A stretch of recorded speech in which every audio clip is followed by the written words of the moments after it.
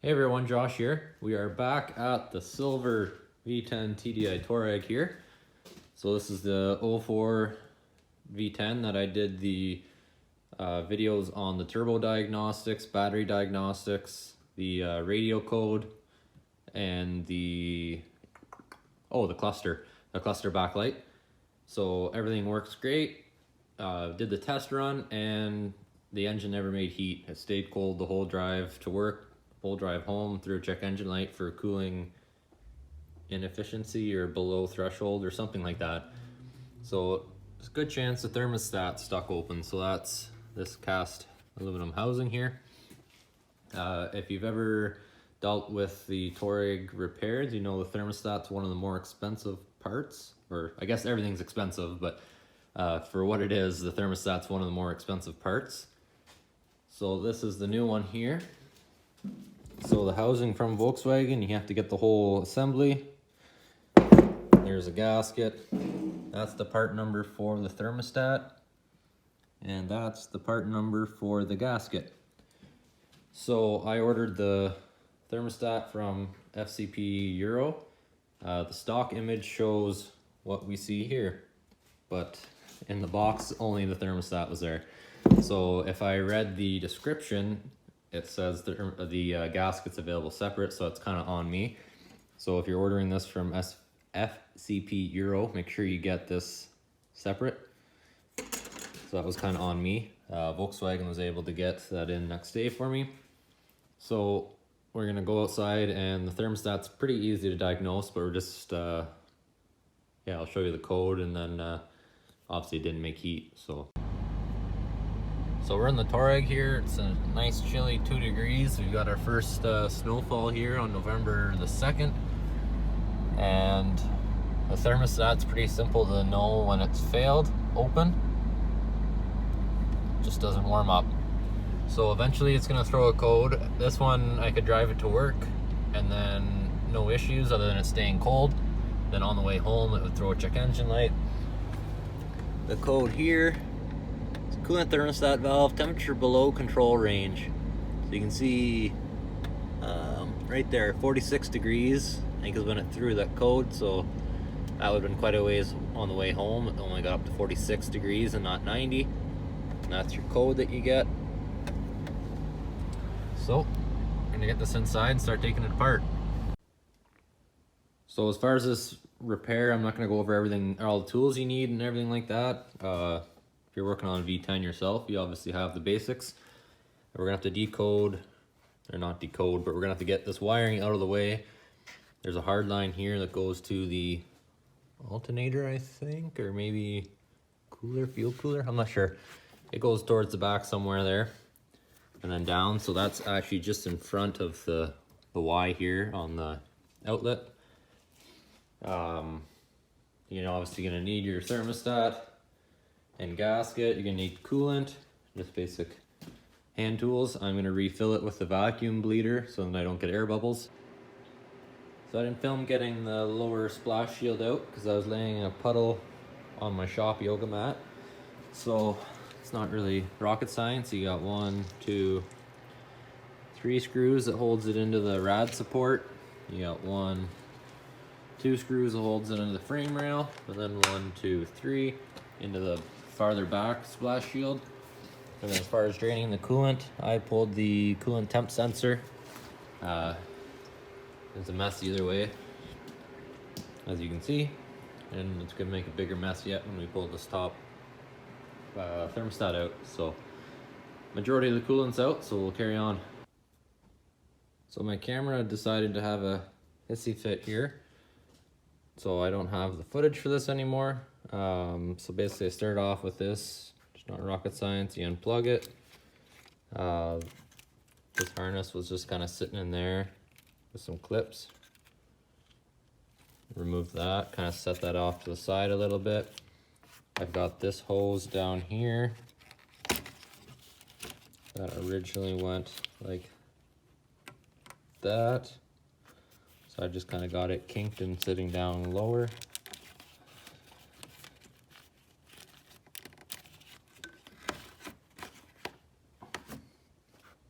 I've got that hose there originally went from there to there.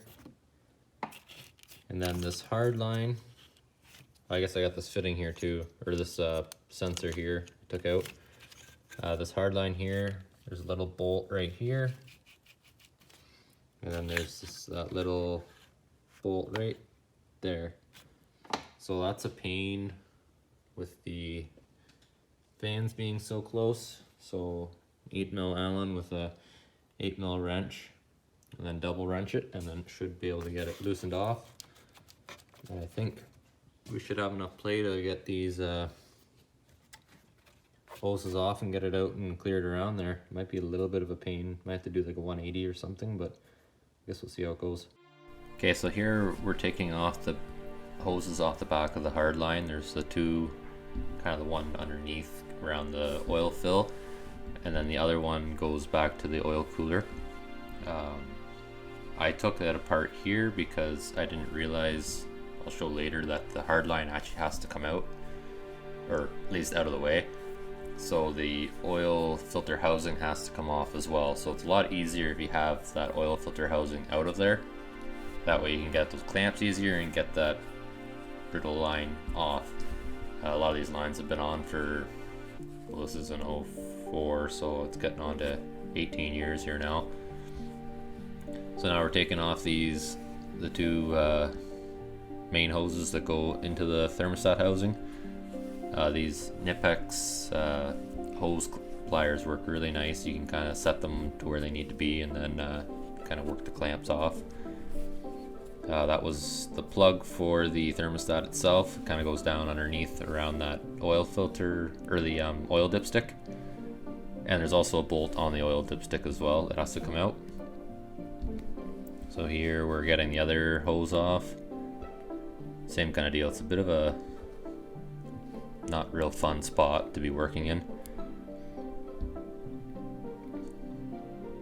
So here we're taking the top 3 bolts off, so this is nice and easy. The bottom 3 are a real pain. So what I ended up doing is I used a ball end socket, like with a deep wrench, or a deep reach ball end socket, and then put adjustable wrench on it, or vice grips, or whatever you need to do. I cut a lot out of this video because it was a lot of messing around, and this is probably the least fun part of this whole project, is getting these bottom bolts out. So the ball end sockets work really nice to get in there. You don't have to be 100% straight, but the issue is they like stripping the heads, so make sure it's fully seated and it's not able to strip them.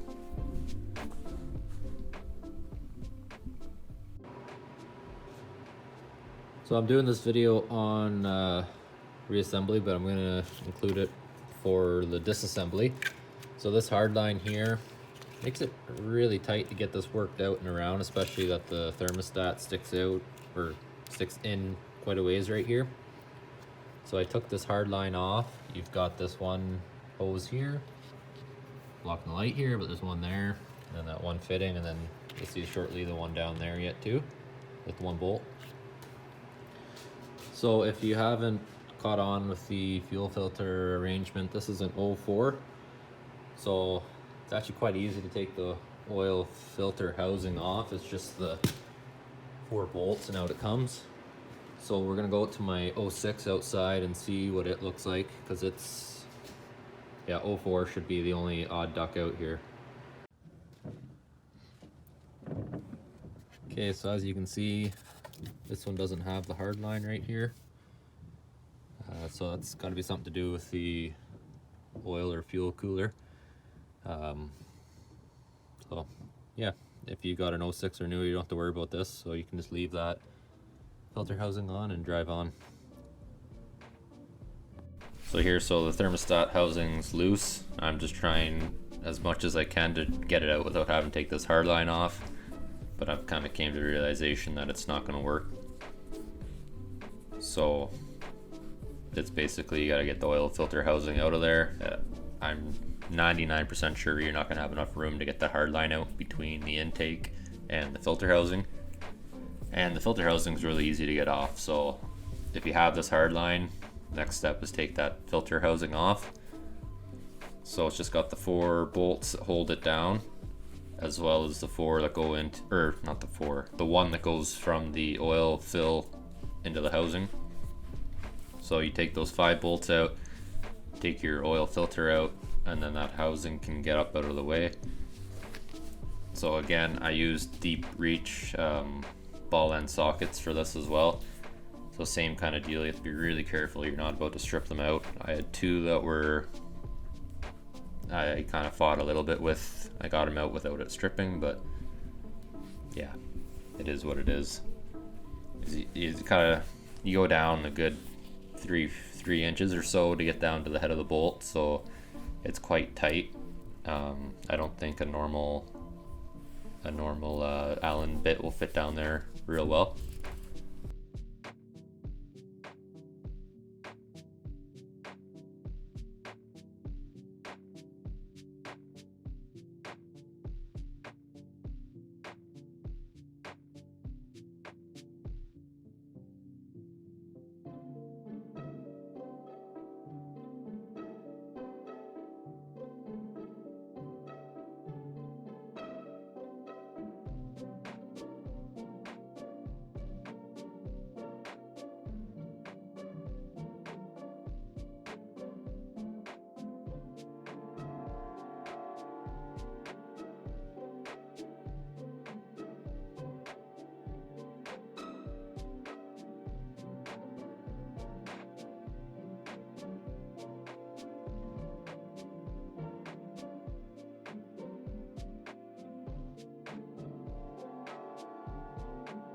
So you put a rag in there to keep some of the dirt and dust out, and then you get that hard line up out of the way. You just kind of set it off to the side, and then you're just kind of fighting yourself around hoses and wires and stuff, and then yeah, the housing comes out not too terribly bad. Again, yeah, it's just kind of tight area that you're working in. And here's that 90 that I said earlier. When I folded it down, just take it out. Makes it a lot easier to get that housing out of there. And of course, I put the light in front of the camera, so. And then yeah, these lines are all stuck on there quite good, and it's not real fun spots to be trying to get into, so you kind of twist and pull and pry, and off comes the hoses.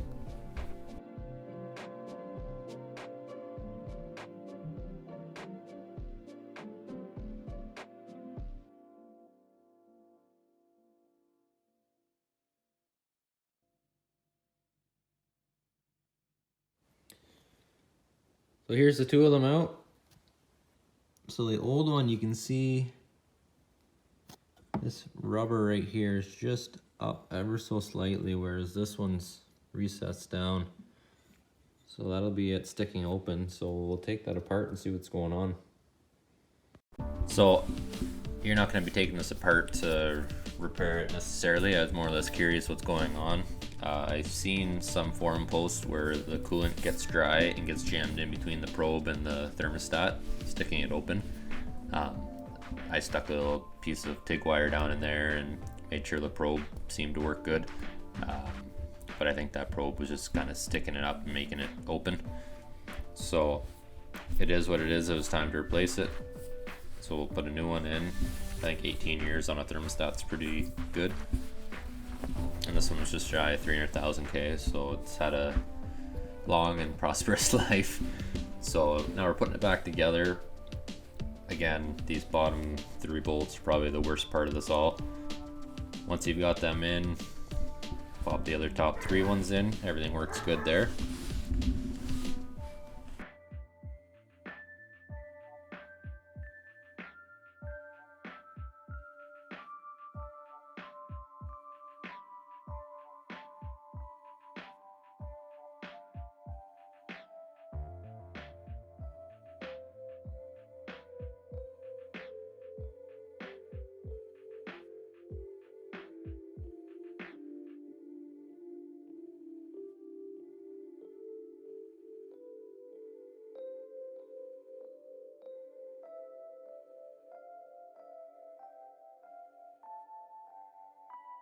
Here, once you got those tight, you can kind of route the wiring down to where it needs to be. The plug just down underneath. The hoses can go back on. Clamps can go on as well. That's where the adjustable pliers work really nice.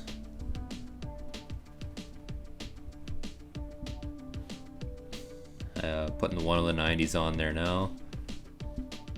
Same kind of deal, squeeze those in. Hoping for Christmas so I can get an under hood light so that way I don't have so much glare when I'm trying to film these.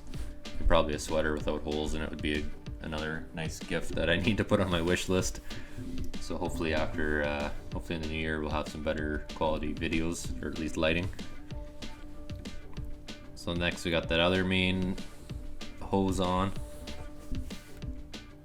I kind of fought with this a little bit. I'm not sure why, but trying to get it slid on, it was a bit of a bear. And then, yeah, put the clamp on.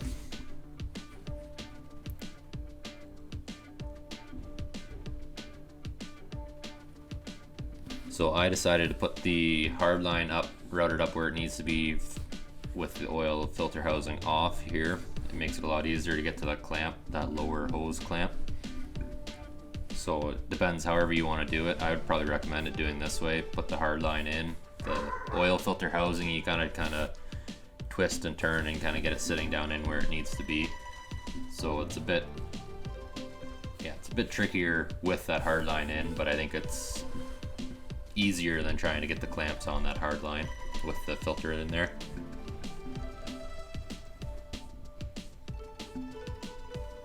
So here I think I'm just getting some of the wiring clipped in and the hoses clipped in where they need to be. And that hard line, that lower bolt for the clamp, putting that in where it needs to be as well. Same kind of deal, it was a bit of a tricky spot, so I fought that a little bit.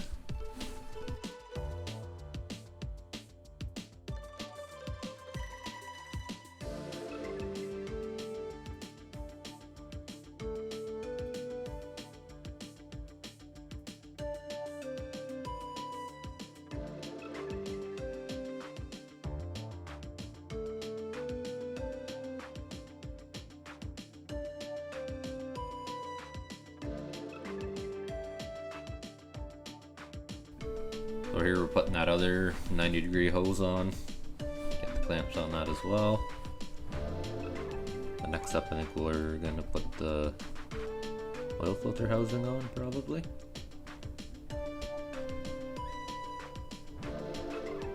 Or the bolt for the hard line. Get that sitting where it needs to be. I kind of cut a little bit out of the video here. The wiring harness, a bunch of the loom had kind of gotten dry and cracked off. I assume from sitting in the V. Probably makes a bit of heat in there, so re-loomed that.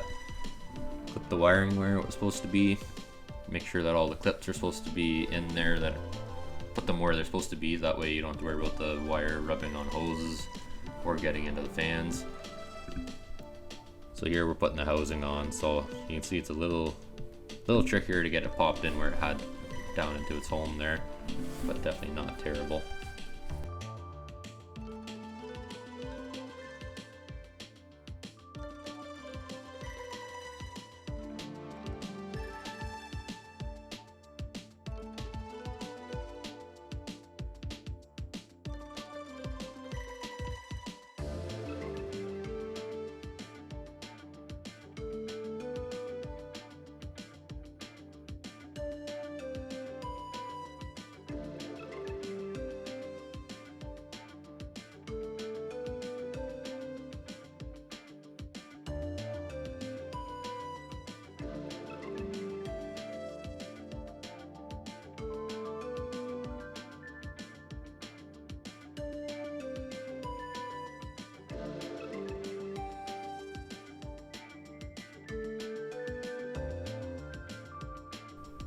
Once we got those 5 bolts in, we're just kind of getting the wiring where it needs to sit, put the oil filter back in, tighten the cap down, and then we're pretty well done. The last step will be obviously put coolant in it.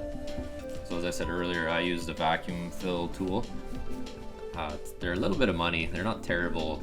You get them on Amazon, you can get cheaper ones. This is an airlift model. I use it on farm equipment as well. Like you can put 5 gallons into a system pretty quick. So these Touaregs hold fair bit of coolant, but nothing like agricultural equipment does. So you basically use shop air, you put the system into a vacuum. Once it's into a vacuum, you put a different hose clip on here, and then you put the hose into the pail of coolant, and obviously the coolant gets sucked up into the vacuum and fills it up that way. That way you don't have to worry about any air pockets and stuff. So this one, I did it twice. So I put it under vacuum, I put the 4 liters in, and then I released the rest of the vacuum so it was back at atmospheric pressure. Because it seems when you put it into a big vacuum, all the hoses collapse. You bring coolant in, and then if you just keep putting more and more coolant in while it's still under a fairly high vacuum, the lines will be still crushed, so the coolant actually can't fill the lines that way.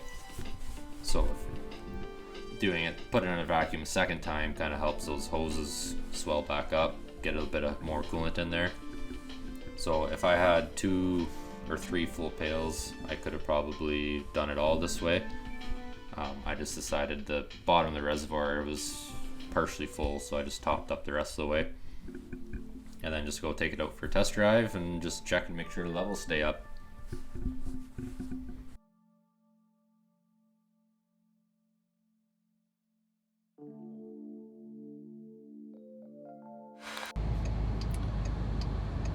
So here we go. So 12 minutes of drive time, and now we're up to temp. Outside's about 8 degrees, so I'd say it's pretty good warm-up time. So I think we're all good here with the thermostat. We'll just check for leaks and top up coolant as need be.